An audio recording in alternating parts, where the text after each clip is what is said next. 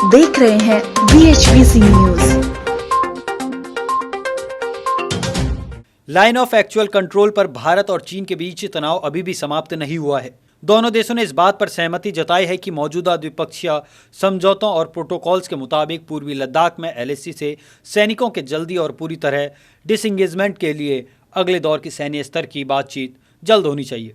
वहीं नेपाल के साथ इस दौरान संबंध भारत के भी ठीक नहीं रहे, क्योंकि चीन के साथ साथ नेपाल सीमा पर भी तनाव चल रहा था और नेपाल में राजनीतिक स्थिरता भी नहीं है और वह किसी न किसी रूप में वहां की राजनीति अस्थिरता का शिकार होती रही है।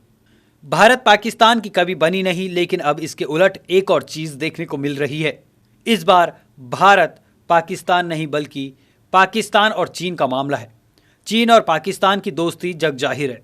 इसके साथ ही कोई ऐसा सगा नहीं जिसे चीन ने ठगा नहीं। अब चीन ने पाकिस्तान को तगड़ा झटका दिया है।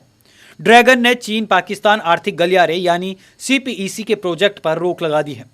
पाकिस्तान कोरोना से परेशान है तो वहीं राजनीतिक बवाल भी जारी है। पाकिस्तान में लगातार सामने आ रहे घोटालों, बढ़ रहे ऋण और सुरक्षा के कारण से बढ़ रही लागत की वजह से चीन अब अपने इस खास दोस्त को एक बड़ा झटका देने जा रहा है। मीडिया रिपोर्ट्स के अनुसार अरबों की बेल्ट एंड रोड इनिशिएटिव परियोजना पर पाक को बड़े बड़े सपने दिखाकर चीन अब अपना हाथ झटक रहा है। CPEC के कई महत्वपूर्ण प्रोजेक्ट अब या तो ठप हो गए हैं या तय सीमा से पीछे चल रहे हैं। चीन ने बहुत तेजी से अपने खर्चों में कटौती की है। एशिया टाइम्स की रिपोर्ट के अनुसार इस वित्तीय वर्ष की तीसरी तिमाही तक CPEC के तहत 122 परियोजनाओं में से केवल 32 पूरी हुई हैं।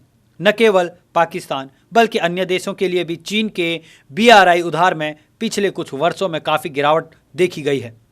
बोस्टन विश्वविद्यालय के आंकड़ों के अनुसार राज्य समर्थित चीन डेवलपमेंट बैंक और export import bank of China द्वारा 2016 में कुल ऋण $75 अरब से घटकर पिछले साल केवल $4 बिलियन हो गया।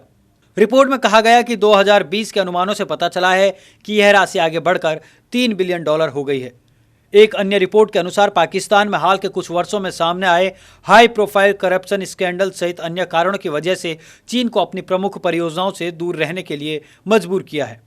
बोस्टन विश्वविद्यालय के शोध ने भी इसकी पुष्टि की है।